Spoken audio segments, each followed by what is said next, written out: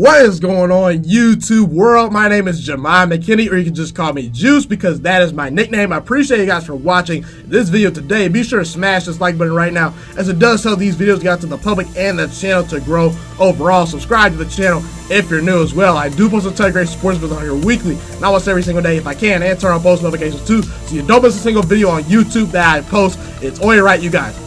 Man, was last night fun. Last night was a fun game to watch, guys. It really was. Seahawks, Rams, great football being played. Two quarterbacks that played really well. Two teams that played really well. It came down to the very wire, came down to the end, and the Seahawks ultimately prevailed. Let's talk about this game. All right, let's talk about what happened.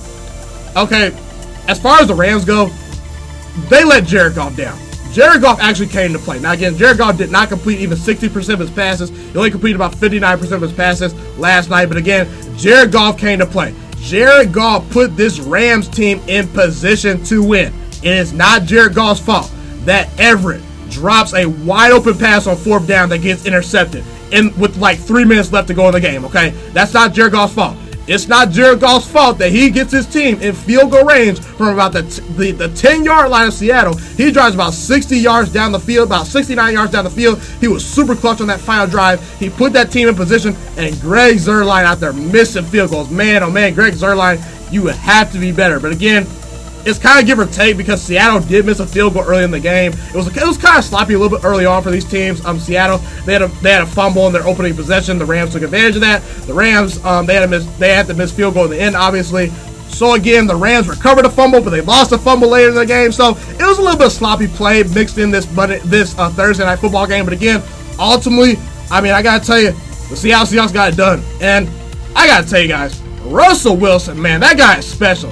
Only 6 incompletions last night, 4 touchdowns. Are you kidding me? That throw that Russell Wilson threw to Tyler Lockett in the back of the end zone was a thing of beauty, guys. That throw he had to DK Metcalf, that long touchdown pass he threw to DK Metcalf, that was special. I mean, Russell Wilson, it's really between Patrick Mahomes and Russell Wilson to me right now as far as MVP goes, okay? It's really between those two.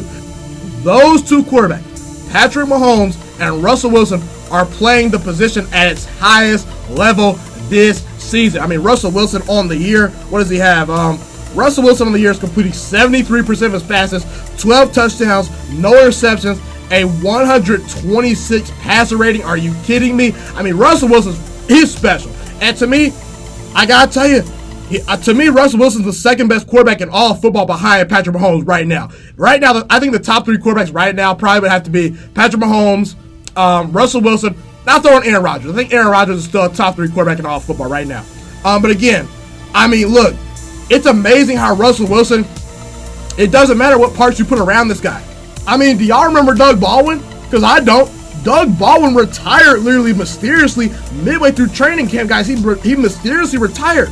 And I haven't seen Doug Baldwin be missed in this offense at all. The Seattle Seahawks have not missed a beat, guys. It doesn't matter who you put in front of Russell Wilson. He's going to ball. I mean, it's amazing, guys, how you can literally just plug in wide receiver after wide receiver year to year. It doesn't matter.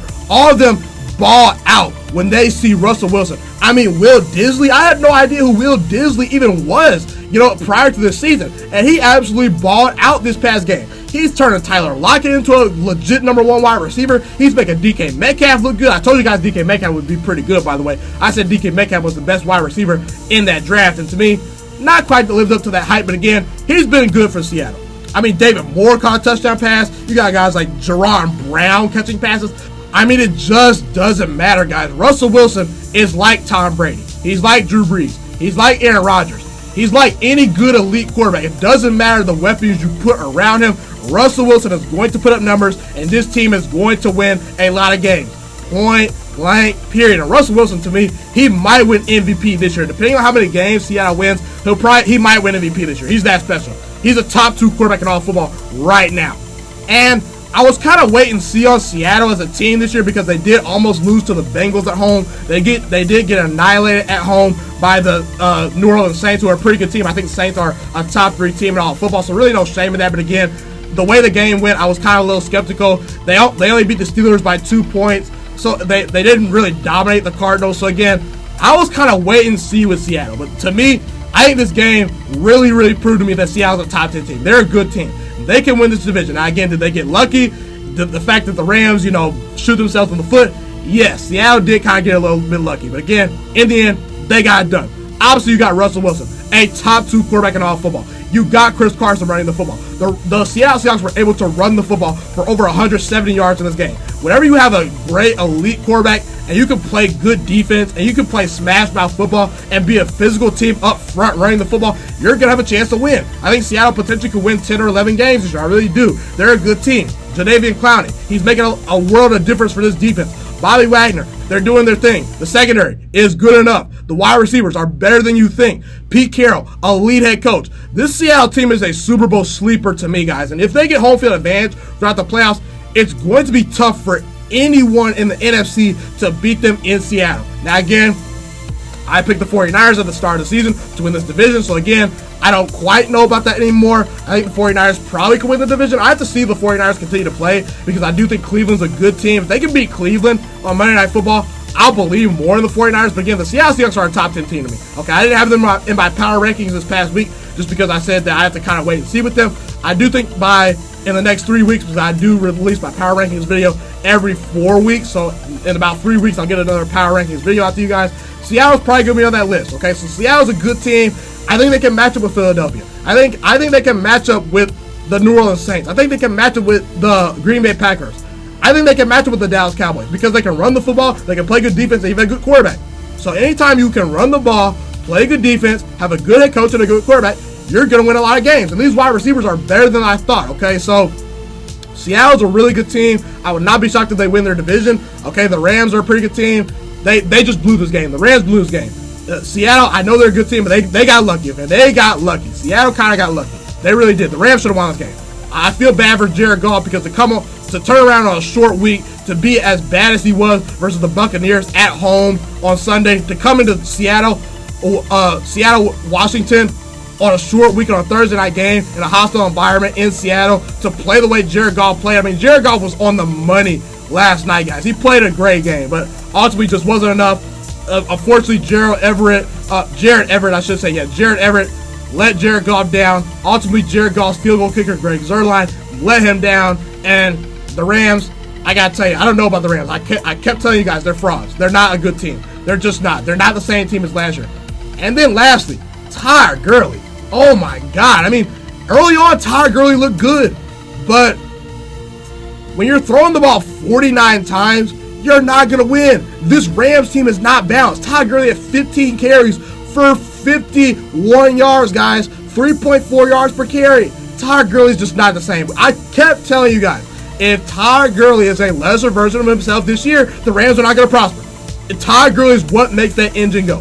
They have not been the same team because Todd Gurley has regressed this year, because Jared Goff at times this year has regressed.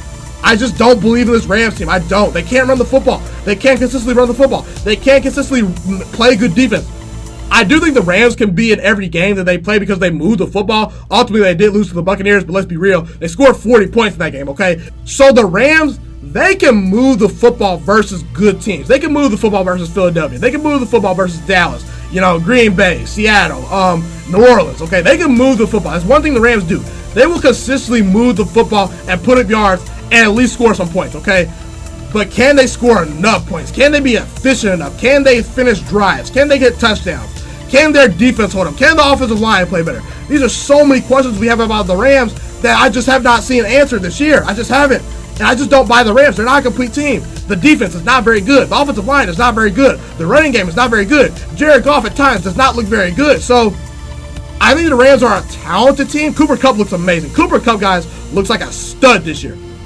I think the Rams are a talented team, but again, I kept telling you guys, I said in my previous video, they are overrated. They're not a Super Bowl contender. There's 2 elite teams in the AFC, the Chiefs and the Patriots.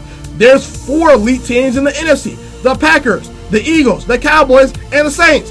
The Rams are not elite, so I don't believe in the Rams. I just don't. They're not going to win the Super Bowl this year. They're just not, guys. The Rams are just not that good, and tonight proved it. And tonight honestly proved, guys, that luck is not even on the Rams side. The Rams last year, they got pretty much every break imaginable except in the Super Bowl. The Saints game, it went their way. A lot of things went their way last year. And unfortunately this year, the Rams are not having things go their way. It's unfortunate for the Rams, and I'm just down the Rams. I don't think they're very good. Again, I don't know if the Rams make the playoffs. I said at the beginning of the season they probably were not going to make the playoffs, but again, we shall see. All I know is that this division is wild, guys. This division, this NFC West division with Seattle, San Francisco, Arizona's even interesting now. You got the Rams still, so this division is going to be a dogfight. But if anything, I will say Seattle does have the upper hand on the Rams early on so far this season. Be sure to like, comment, subscribe. Tell me where I'm right. Tell me where I'm wrong. Leave your comments and thoughts on this game and these teams. I'd love to hear what you guys have to say in the comment section. Thank you guys so much for tuning into this video today. Be sure to smash this like button right now if you enjoyed this video. Subscribe to my channel if you're new as well. I do post a ton of great sports videos weekly and almost every single day if I can. A fun fact about me is I want to go into the sports broadcasting and media world. I want to become one of the next great sports broadcasters and analysts out in the world. Kind of like Colin Cowherd, Stephen A. Smith, Shannon Sharp. You get the point. Okay, I want to do sports, television, and radio for a full living once I graduate from the University of Toledo, a college in Northern Ohio. I currently am a freshman there right now. So the best thing you guys can do to just help me continue to grow as a young broadcaster is to just share this channel with all your friends, because potentially if this channel really gets somewhere, I want to start my own network, okay? Or potentially if it doesn't, or if I fall a little bit short, I want to go into a big time network like ESPN or Fox Sports 1. So the best thing you guys can do to just flat out just help me grow as a broadcaster, help me learn, get other people hip to this channel, just share this channel with all your friends, share this channel on Facebook, share it on Twitter, share it on Instagram, all that good stuff. Also, be sure to follow me on all my social media platforms. And once again, guys, just share this channel with everyone you know. Get everyone hipped and watching these videos. Get my voice out there and heard. Share it on Facebook, share it on Twitter, share it on Instagram, all that good stuff. It's been your boy, Ghiman Mckinney, or you can just call me Juice. I appreciate all you guys for tuning in today. I really do. Have a God bless day. Stay motivated, you guys, and I'm out.